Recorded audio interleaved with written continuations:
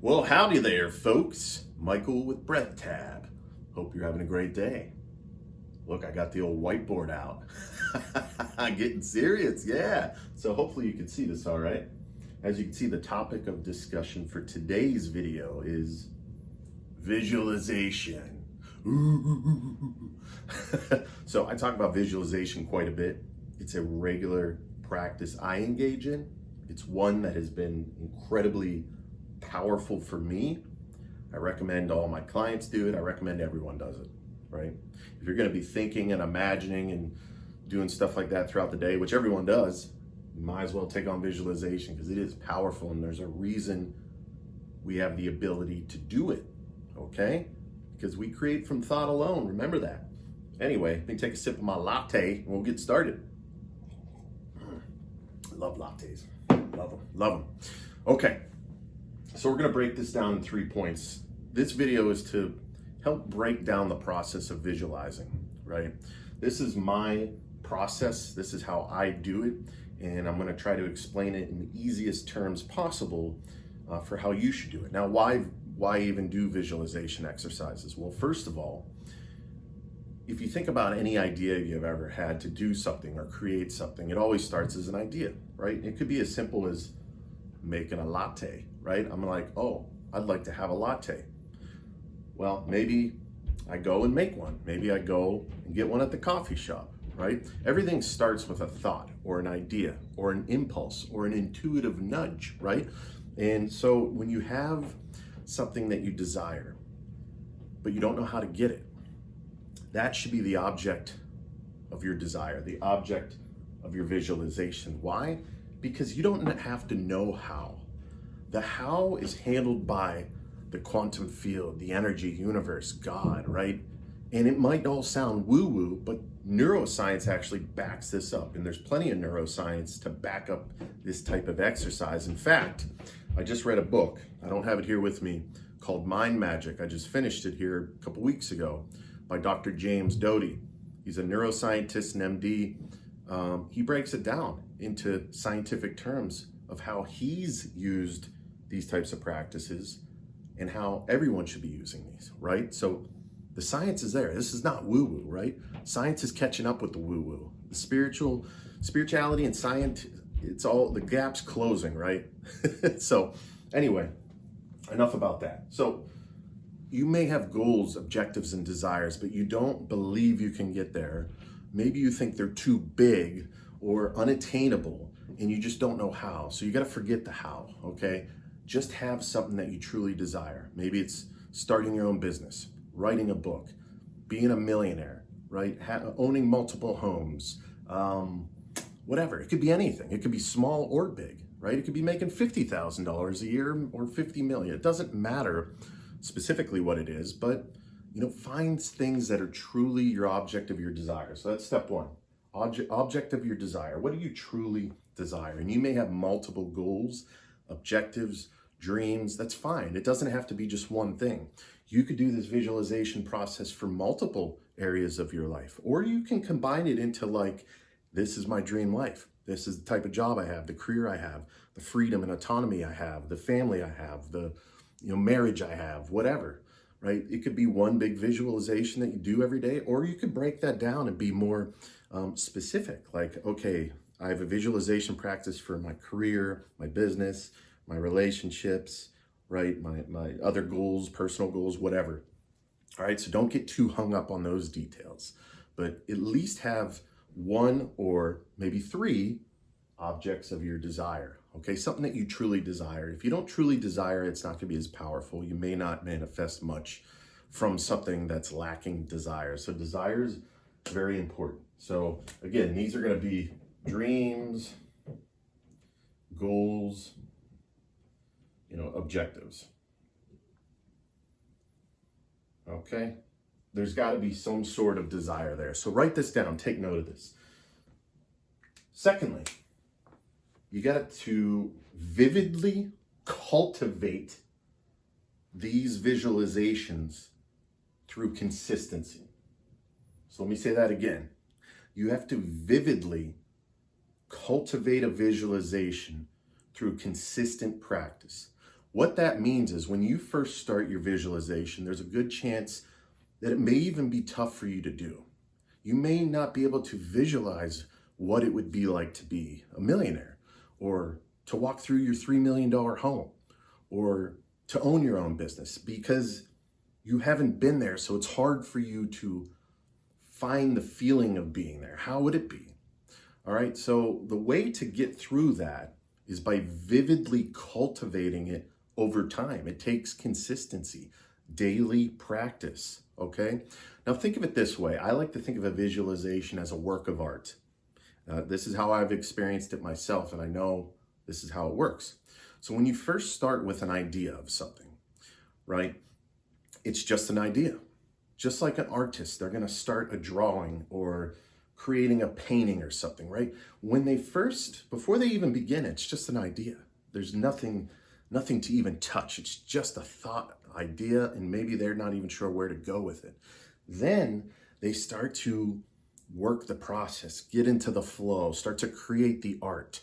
Okay, or even building a house. Like building a house is like a form of art, right? You have the builders. They start from the foundation, and they put up the framing. Again, it doesn't look like a finished house when they first start. It's just an idea, a plan, a thought, a blueprint. And what happens is most people with visualization, they're not consistent enough. They give up too early. There's maybe not enough desire in what they're actually trying to visualize, and they stop in the idea phase. So even if they get past this first part, they're not consistently practicing because they're not truly desiring it, or they give up in the idea phase because it's too hard to come to a vivid cultivation of that visual where they're almost in the visual and they're having emotions while they're in it, right? They stop at the idea phase, or they just put like the frame of the house up, but they stop there, right? Or it's like an artist who started their drawing and then they just stop early on. It doesn't look like anything because they haven't spent enough time creating. It's the same thing with a visualization. You may get frustrated.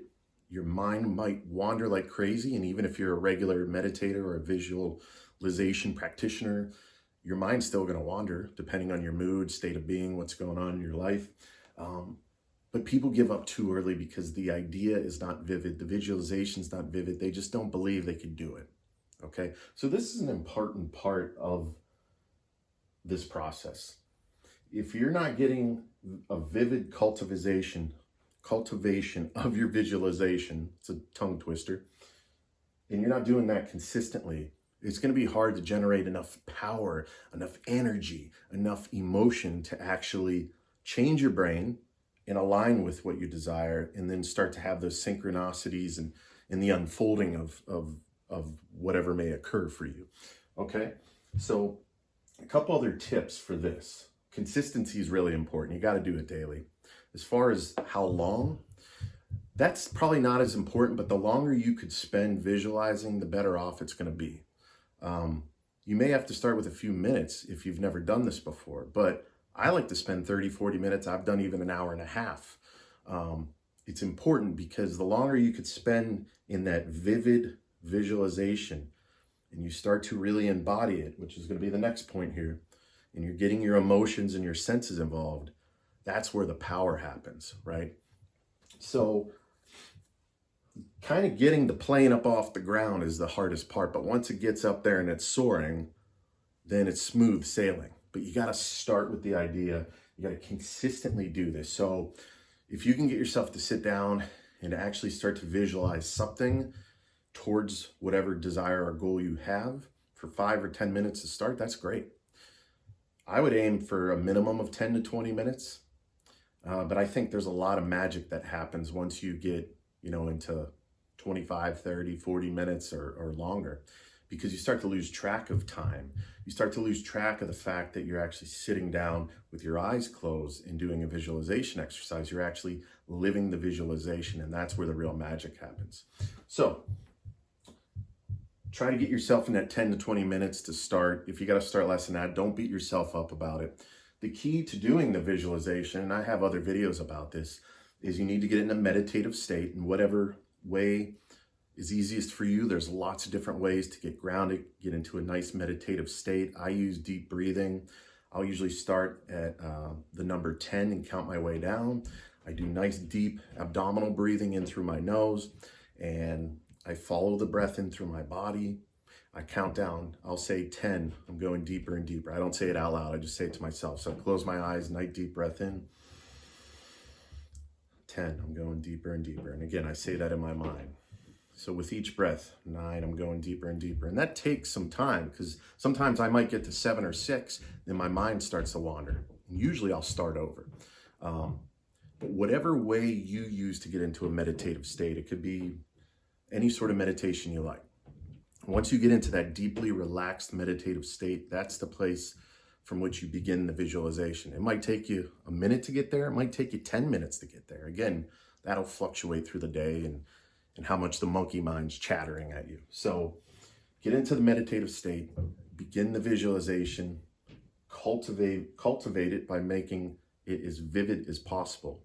So another way to do that is to get all of your senses involved, right? So try to vividly see every little detail of the visualization. So let's say it's visualizing a $3 million home you want. You're seeing what that home looks like. You're touching the walls and feeling them. You're touching the railing as you go up the steps. You're stepping outside and smelling the air, hearing the birds, right? You're tasting the food that's being cooked in the kitchen, right? So you get all your senses involved. And if you do it vivid enough, then the senses will be activated. You'll be able to see and touch and feel what it's like. And so another important part of that is the feeling part. Another huge important aspect is to get the emotions involved. How powerful would it be if you had a $3 million home of your dreams all of a sudden? Like, how joyful would you be? How grateful would you be? How amazing would it feel? How confident would you feel? How excited would it be to share it with others and show everyone the home, right? Those are the type of emotions you want to generate through the vivid cultivation of that visualization, okay? And that leading us into the next point, the third and final point. You want to fully embody the visualization, okay? When I say fully embody it, that means you're getting to a point in your visualization practice where you are losing track of time and space, all right? You don't know if it's 10 minutes, 20 minutes, or an hour, because you are so engrossed in this vivid visualization that you're actually living it in present tense. You're feeling it with your emotions. All of your senses are involved. That's the magic place you want to be. That's where creation happens. That's where the firing and wiring in the brain is happening to align you with that reality. So what's happening when you fully embody the visualization with all of your senses, all of your emotions, and you're losing track of time and even space, and you're living in the visualization now, your brain will actually start to change. Your brain doesn't know the difference between you living your life in reality, like physical reality where you're at, or what's happening in the mind in that vivid visualization. So your brain will start to fire and wire a memory of this visualization because it's happening right now. And so you're creating a memory of something that hasn't happened yet. And what will happen is your body's going to take you to it, right? Your brain's going to fire and wire, and the power of the brain is going to align you with the people, the situations, circumstances, events, the little intimate quantum variables that will align you with that future, because that's what you're living. And your brain doesn't know the difference between you're living it in your mind or not. And next thing you know, synchronicities start to happen, manifestations start to happen. Next thing you know, there's a coalescing that happens, and all of a sudden you're living that visualization. And the way in which it manifests could be pretty spooky. The accuracy could be spooky. I've experienced that firsthand. So the way in which it manifests shouldn't really worry you either, right? If it's not exactly the way it is in your mind, that's okay, because that's just symbolic. Really, the underlying juice is the energy being created, the emotional energy. But what is going to happen is you're going to manifest something. It might be exactly the way you saw it. It might even be better than that. It might be similar. It might be in a way you never thought of. And the how, again, never worry about the how. Don't think about the how. The how's none of your concern. The universe aligns in such amazing, miraculous ways to bring you what you've fired and wired in your mind. And it'll happen in ways you never could even have planned or imagined. And that's magical. So I've experienced it firsthand. I've shared some of the ways in which this has unfolded for me. I have other stories I haven't shared with many people that are absolutely mind-blowing, and I'll share them someday at some point in the right circumstance. But this is powerful. It works. It works for me. I've created the life of my dreams using tools like this, and so I highly suggest you using it, okay? So recap. You got to have something that you desire. You could have multiple items, doesn't matter. It could be material things, doesn't matter. You got to vividly cultivate that and really embody it with all of your senses. It's got to be a vivid enough where the brain doesn't know the difference. You don't know the difference. You forget you're even meditating and visualizing, and you're feeling the emotions of having it. You might even open your eyes when you're done and you're crying because you're so happy and joyful for achieving this dream or goal, right? So that's the power of it. So give it a try. Let me know how it goes, and best of luck. I'm gonna take another sip of my latte.